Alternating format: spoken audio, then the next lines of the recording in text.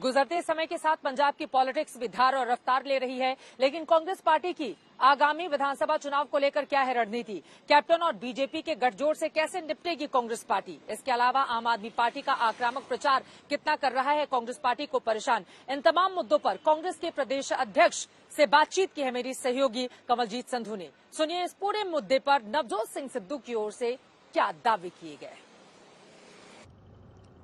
कई चीजों की बात चल रही है, चर्चा चल रही है कि किस तरह से सर्वेज भी आए हैं, बाकी बातें भी हो रही हैं कि कांग्रेस जो कि मजबूत पोजीशन पे थी कहीं ना कहीं पीछे आती जा रही है। और एक जो कंपटीशन है एक पंजाब मॉडल का और एक जो है दिल्ली मॉडल का, उसमें एक प्रतिस्पर्धा है। मेरी किसी से आज तक कोई प्रतिस्पर्धा नहीं रही। आई कम्पीट विद माई सेल्फ। दुनिया में सबसे बड़ा रोग मेरे बारे में क्या कहेंगे लोग, ये रोग मुझे कभी भी नहीं था। पंजाब मॉडल ये नहीं कहता कि खजाना खाली है। पंजाब मॉडल ये कहता है कि जो चोरी माफिया पंजाब का खजाना चुरा रहा है उसकी जेब से ये पैसे ला के पंजाब के खजाने में भर के दुगने करके लोगों के टैक्सों की ताकत 3 गुना करके उन तक वापस कैसे पहुंचानी है। पंजाब मॉडल में क्या लोगों को ये जानना जरूरी नहीं है कि मुख्यमंत्री का चेहरा कौन होगा? क्यों भाई, पंजाब मॉडल कांग्रेस का है।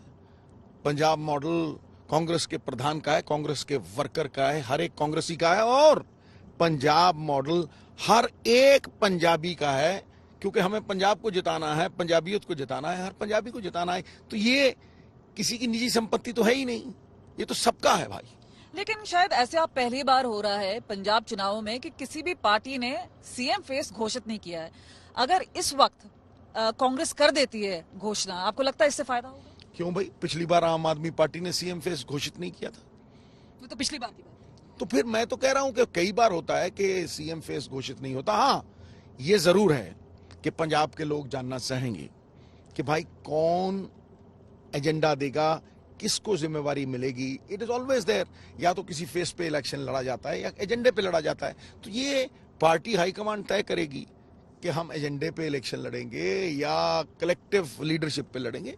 ये उन्होंने तय करना है। आप चाहते हैं कि घोषणा करें? देखिए, मैं क्या चाहता हूं क्या नहीं उसका फर्क नहीं पड़ता।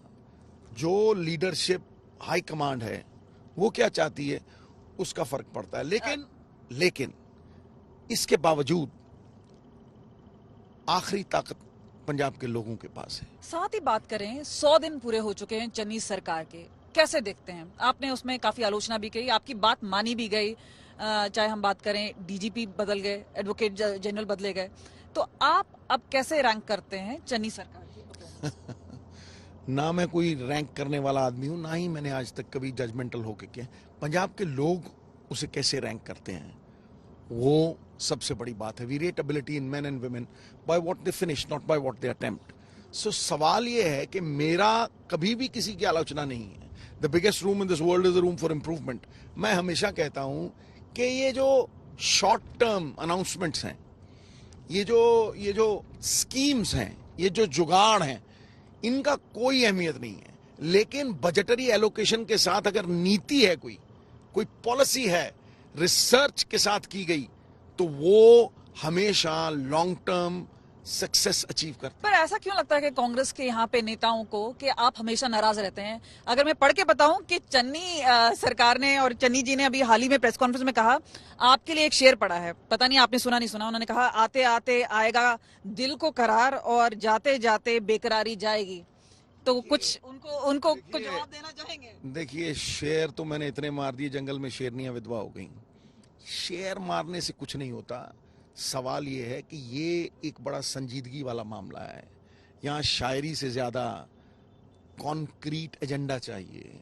यहाँ जो बेभरोसगी हो गई, यहाँ जो भरोसा टूटा है 4.5 साल का, अगर उसे वापस लाना है तो एक कॉन्क्रीट एजेंडा चाहिए और फिर उसे लागू करने की ताकत चाहिए। मुझे ये लगता है कि पंजाब अगर पंजाब के खजाने की चोरी रोक सकता है और करीब 30 से 40 हजार करोड़ रुपया पंजाब के खजाने में ला सकता है, सेंट्रल स्कीम्स में डाल के उन्हें डबल कर सकता है, तो पंजाब के लोगों का भी कल्याण हो सकता है। पंजाब एक कल्याणकारी लोगों स्टेट। का कल्याण हो सकता है, लेकिन आपके मंत्री ऐसा लग रहे हैं कि आप ही से दुखी हैं। आप तो प्रदेश के कांग्रेस अध्यक्ष हैं। चाहे बात करें सुखजिंदर रंधावा है, उन्होंने कहा है कि मैं तो रेजिग्नेशन देने के लिए तैयार हूं। आपने जो एक कसक किया था बिक्रमजीत सिंह मजीठिया को लेकर, उन्होंने कहा कि वो प्रेजेंट ही नहीं थे वहां पे गोल्डन टेम्पल में। आज राणा गुरजीत ने कहा कि आप मुख्यमंत्री बनना चाहते हैं और इस वजह से इतना हलचल कर रहे हैं। आपने बहुत से लोगों के नाम ले दिए, बहुत से लोगों ने पहले भी कहा, क्या मैंने किसी के बारे में बोला है? ये बहुत अहम सवाल है। आप पे ही सवाल ये है, सब क्यों अटैक करते हैं? भैया मुझे तो अटैक करके मतलब आम के पेड़ को ही पत्थर लगते हैं। कभी देखा है नीम के पेड़ को पत्थर लगता? नहीं। देखिए, when you're criticized you know that you're very important. No one kicks a dead dog. तो ये जो कोई बंदा मेरे बारे में बोलता है, मुझे उसकी कभी कोई चिंता नहीं रही, ना ही मैंने कभी कोई जवाब दिया है, क्योंकि जवाब के लायक ही नहीं था।